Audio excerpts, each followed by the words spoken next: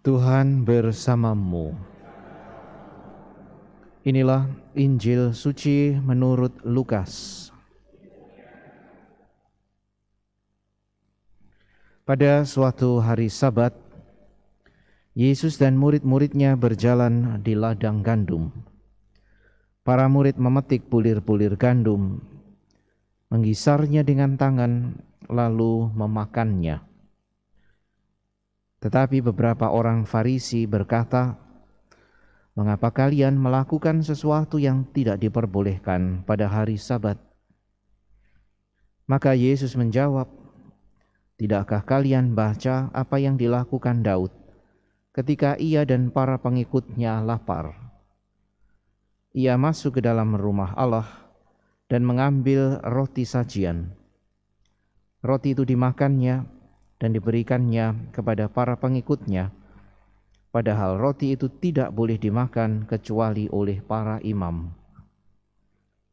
Dan Yesus berkata lagi, "Anak manusia adalah Tuhan atas hari Sabat." Demikianlah sabda Tuhan.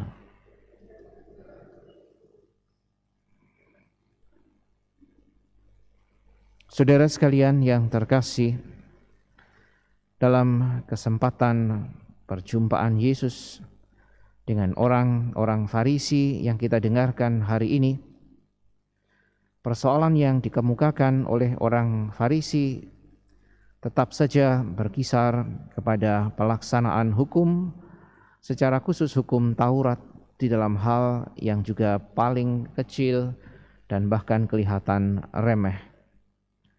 Para murid Yesus memetik bulir gandum, mengupasnya dengan tangan lalu memakannya. Dan itu mereka lakukan pada kesempatan hari Sabat, yang bagi orang Farisi adalah hari di mana orang tidak boleh melakukan apapun, pekerjaan sekecil apapun, karena hari Sabat harus dikhususkan pertama-tama untuk Allah. Saudara sekalian, maka Yesus menanggapi persoalan itu justru dengan mengingatkan kembali pada apa yang misalnya pernah terjadi pada masa Daud. Bagi Yesus, hari Sabat, dan hendaknya mereka orang-orang Farisi ini juga senantiasa ingat, adalah hari yang memang dikhususkan untuk Allah, agar orang senantiasa ingat akan Allah dan memalingkan diri kepada Allah, dan bukan pertama-tama misalnya menghalangi orang untuk melakukan apa saja. Karena itu Yesus menunjukkan contoh kecil yang pernah terjadi di zaman Daud. Maka bukan hanya mengingatkan mereka akan apa maksud hari Sabat, tetapi bahkan Yesus menegaskan anak manusia adalah Tuhan atas hari Sabat.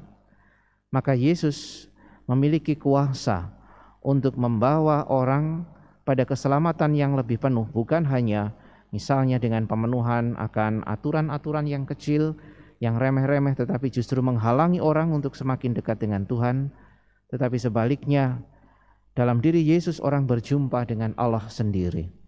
Saudara sekalian yang terkasih, maka kisah kecil semacam ini semoga mengingatkan kita bahwa Allah adalah penolong utama di dalam hidup kita, sebagaimana tadi kita daraskan di dalam Mazmur.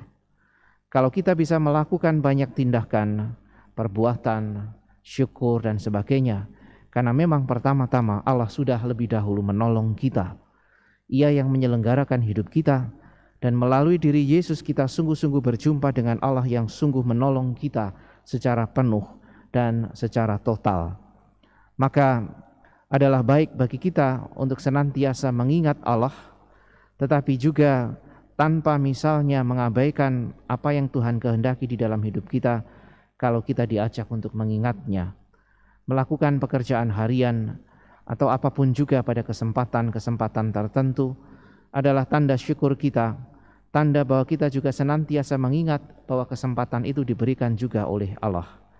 Semoga dengan memandang segala hal dengan lebih luas, dalam perspektif bahwa Allah sudah menebus dan menyelamatkan kita, kita tidak terkungkung di dalam aturan-aturan kaku yang seolah-olah justru malah membatasi kita untuk semakin dekat dengan Allah.